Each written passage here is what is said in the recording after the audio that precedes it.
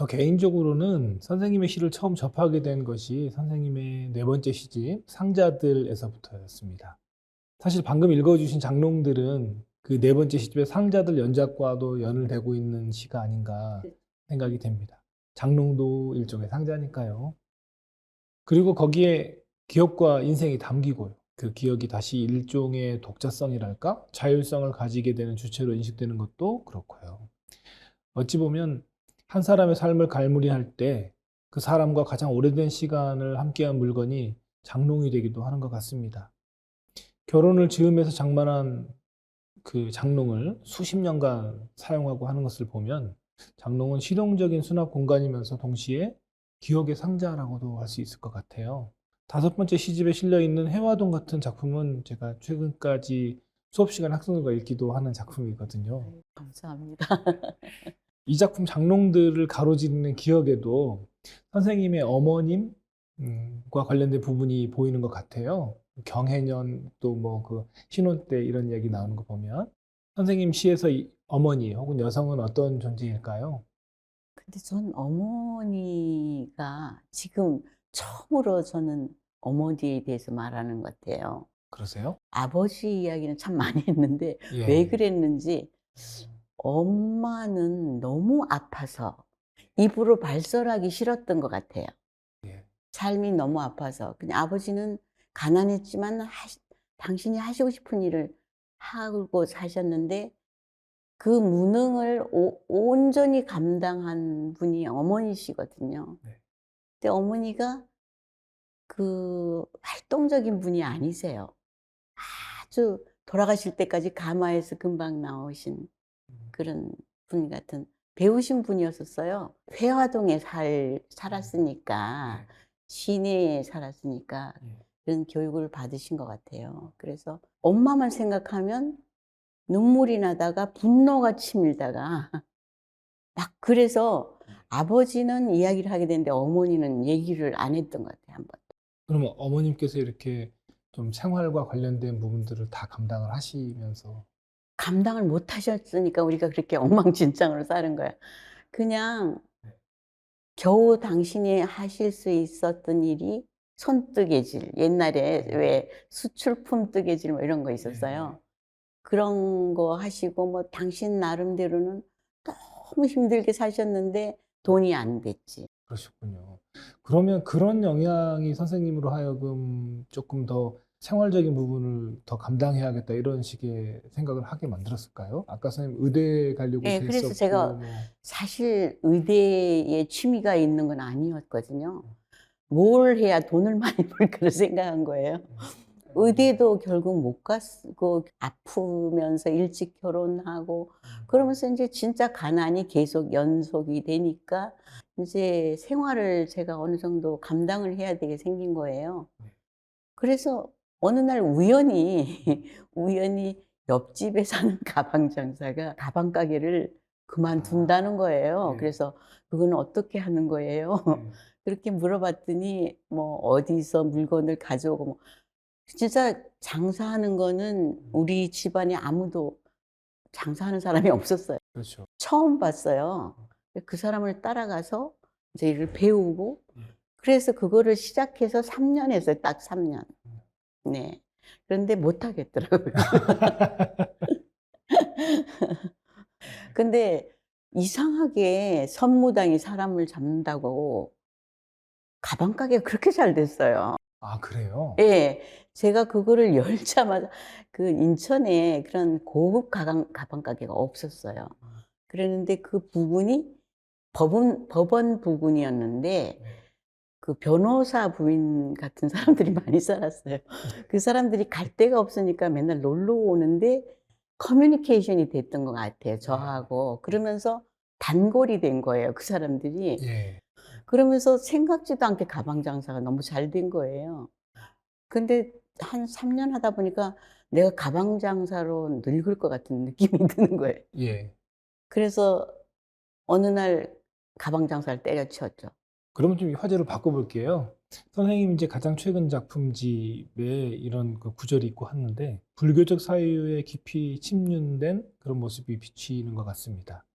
시집의 표대가 되는 구절을 담고 있는 작품이면서 기원정사에 걸려 비문에서 말씀을 빌어온 작품, 기수급 고독원 이런 작품도 대표적이고, 또 평행우주처럼 떠있는 지난 시간 속에 나를 만나는 작품이었던 불광 같은 시도 또 공교롭게 그 동네에 대한 한자명이 부처님과 연관이 되고, 그래서 이런 시공간의 경계, 진상과 허상을 가리지 않는 사유의 흔적 이런 것들에서 자주 불교적인 어떤 상상력 이런 것들을 좀 느끼게 되는 것 같습니다. 비교적 3인칭의 작품이라고 할 수 있어도 비유적 분류 같은 시에도 보이면 그 옆집의 남편 이런 사람의 여러 그 진흙탕 같은 면모도 네. 마치 그 불교에서 말하고 있는 여러 인생의 판본, 차원 뭐 이런 것들, 연기적 삶의 입체적인 표상처럼 또 보였어요. 흔히 불교나 선가의 사유가 시로 들어올 때 구체성이나 현실적인 정념을 잃어버리고 선험적인 해탈로 직진해 가면서 사실은 그 시적인 힘을 잃어버리게 되는 그 모순이 흔히 지적이 되어 왔었는데, 선생님 시에서는 오히려 생생한 기억들을 떠올리게 하는 계기가 되기도 하고, 이런 번민이나 미망의 늪의 깊이와 함께 하고 있어서 그게 그 선험적 해탈과는 정반대로 오히려 시적인 상상을 좀 풍성하게 해주기도 하는 것 같아요. 선생님의 시에 이 미쳐 있는 불교적 상상력과 관련된 어떤 일상적 경험이랄지 이런 것과 관련해서 좀 말씀을 청해 듣고 싶습니다. 저는 이제 이런 말을 굉장히 많이 들었거든요. 그 네. 시집을 내고. 네. 근데 실제로 저는 불교적 사유에서 내가 저걸 끌어냈을까 생각하면 그런 것 같지도 않은데, 그러면서 요즘 생각되는 거는 아, 성장 환경이라는 게 굉장히 중요하구나 는 생각을 했어요. 제가 이제 아버지가 불교 학자셨죠. 설림고경총서라는 그 38권의 저기 불교 선서집을 다 번역하셨거든요. 그런데 근데 그러면서도 제가 그걸 윤문도 하고 그랬어요. 아, 예, 그러셨어요? 네. 아버지가 틀리면 이렇게 윤문도 하고 그랬는데, 저는 불교에 대해서 별로 관심은 없었던 것 같아요. 근데 어렸을 때 이제 아버지가 성철 스님하고 네. 굉장히 친하셨어요. 그러니까 성철 스님이 봉암사에 계실 때, 예. 경북 봉암사에 계실 때 저희가 봉암사 바로 밑에 마을에 살았어요. 아, 그랬는데 이제 20대의 성철, 예. 20대의 이창섭이 만난 거죠, 거기서. 예. 그래서 이제 아버지는 조선일보 기자를 하시다가 이제 6.25가 터지면서 다 위험하니까 할아버지가 그 봉암사에 피신을 시키신 거예요, 아버지를. 예. 거기서 성철을 만나셨고, 예. 두 분이 다 20대이셨죠. 그리고 또 대화가 통하고. 그런데 성철이 너무 좋아한 거예요, 아버지를. 예. 그러니까 이렇게 대화가 통하는 사람 처음 봤다. 그래서 그때부터 친구가 되신 거죠. 그래서 돌아가실 때까지 그 설림고경 총소를 아끼신 것도 성철이었어요. 이거를 번역할 사람은 자네밖에 없네, 이렇게 이제 해서 그게 번역이 되고 그랬던 인연이 있어요. 예. 그랬는데 이제 그 불교라는 게 자연스럽게 이제 이렇게 된 것 같아요. 그리고 어려서 이제 초등학교 들어가서는 아버지가 왜 그러셨는지 모르는데 한 방학 때마다 한 열흘씩 봉암사에다 갖다 두셨어요, 저를. 아, 예. 혼자서. 근데 10살 먹은 게 이제 거기 혼자 스님들밖에 없는데, 거기가 지금같이 그렇게 절이 커진 것도 아니고 거의 암자같이 조그만 절이었었죠. 그런데 거기서 10살 먹은 게 이제 열흘을 살아야 되는 거예요, 아무도 모르는 데서. 근데 이제 스님들이 들여다보고 "잘 잤나?" 뭐 이러면, 근데 4 시에 새벽 예불 할 때 "경림아, 예불하러 가자." 이렇게 깨우세요. 그러면 새벽 4 시에 그 예불하는 데 가서 뒤에 가서 그냥 자기도 하고 예. 그냥 앉아 있다가 대개는 잠들면 예. 스님들이 안고 거기다 갖다 눕히고 그랬어요. 지금도 저는 불당에 가도 절하고 싶은 생각은 없어요. 저희 아버지가 그 38권을 다 번역하셨어도 절에 가면 그냥 법당에 안 가세요. 늘 말씀하시기를 불교는 종교가 아니다. 그건 그냥 철학이다라고 네. 얘기하셨거든요. 절하는 거는 그냥 우매한 사람들을 집중시키게 하기 위해서 절을 하는 거다. 예. 이렇게 말씀하셨어요. 아버님이 지금 완전히 트인 분이시네요. 불교에 구복사상이라는 없다는 맞아요. 거죠. 예. 그건 그냥 철학이다고 얘기를 하죠. 오늘 뭐 하여튼 선생님 말씀 나누면서 깜짝 놀라게 되는 것 같습니다. 우리 아버지 친구가 저 누구야 할 때 대통령이 친구라고 하는 거하고 거의 비슷한 수준의 충격을 받았어요. 그러면 정말로 뭐 그렇잖아요, 선생님. 어렸을 때에 들었던 한두 마디가 그 커서 애써 찾아 읽는 책 몇 권에 해당하는 어떤 것일 수 있는데 그 분위기로 벌써 받아들이고 흡수하고 일상적인 언어들처럼 왔다 주거니 받거니 하는 것 속에서 습득되고 하는 것들이 그랬던 것 많을 같아요. 텐데 예. 예. 예, 뭐 믿으라, 뭐 책을 읽으라 이런 말씀도 전혀 안 하셨어요. 예. 너무나 잘 이해가 또한 됐습니다. 예. 그 불교 관련해서 사실 질문 드리면서 제 개인적인 호기심도 조금 있었습니다. 이제 저도 이제 아이들 막 키우고 있고 이러는데 아이들의 존재감이 커지면서는 제 존재감이 또 막 줄어드는 이런 시기가 저한테 와 있어요. 이런 시기를 지나가면서 저는 개인적으로 약간 그 불교적인 호기심? 이런 것들이 실제 저한테 있기도 해요. 예를 들면 여러 종교들이 각각의 내세를 펼쳐놓고 있지만 불교가 이야기하는 내세랄까? 이런 것들이 저한테는 좀 더 설득력 있게 다가왔었거든요. 그래서 불교에 대한 관심도 있고 했는데 선생님 말씀 들으면서 선생님 작품을 이해하는데 더 많이 도움이 됐던 것 같습니다. 그러면 이쯤에서 선생님의 작품 기수급 고도곤의 낭독을 좀 청해 듣겠습니다. 기수국 고도곤. 흘러가는 구름을 기수국 고도곤이라 불러도 좋겠습니까? 산비탈 공터에 홀로 울룰한 팽나무를 기수국 고도곤이라 불러도 좋겠습니까? 우듬지 근처 위태롭게 얹혀있는 까치 둥지의 검고 청근 속을 담장을 뒤덮은 개나리 덩굴 아래 고양이처럼 앉아있는 검은 줄무늬 돌멩이를 엄동의 종일 생선 리어커에 붙어서서 떨고 있는 밤백의 저 사내를 기수국 고도곤이라 불러도 좋겠습니까? 거두 절미하면 극고독. 헐벗고 고독한 이들에게 자비를 베풀었다는 2000년 전 어느 장자의 전설과는 상관없이 속으로 급히 꽂히는 말, 급고독, 급고독, 급전 쓰는 마음처럼 급쓸쓸, 쓸쓸함의 최고봉, 쓸쓸함의 낭떠러지, 발치에 차이는 빈 깡통을 기수국 고도곤이라 불러도 좋겠습니까?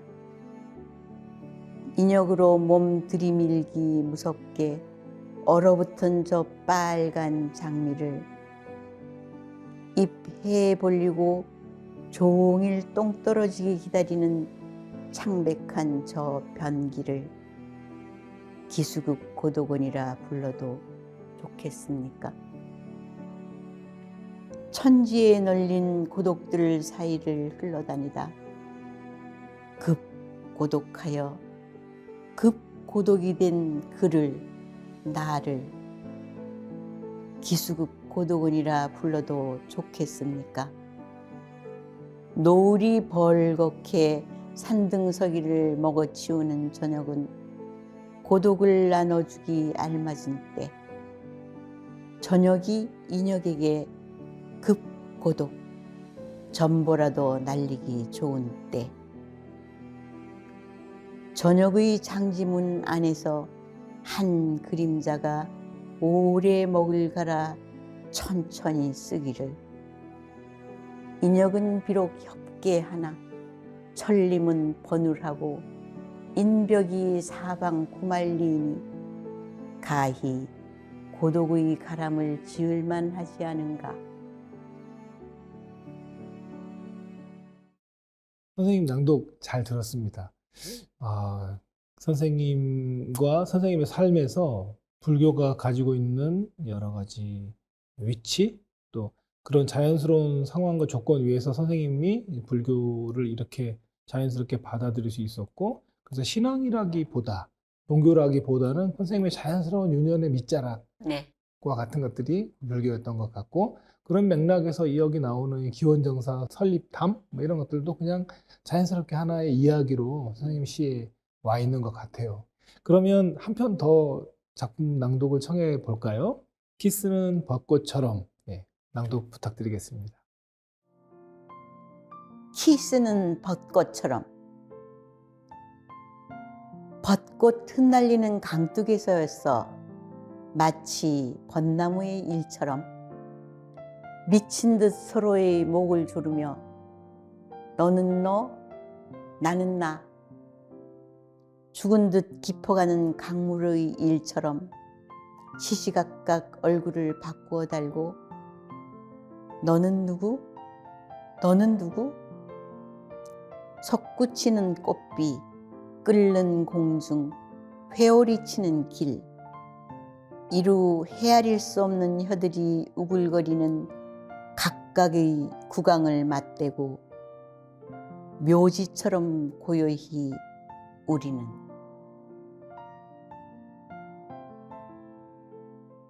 예, 읽어주신 작품은 키스는 벚꽃처럼 이었습니다.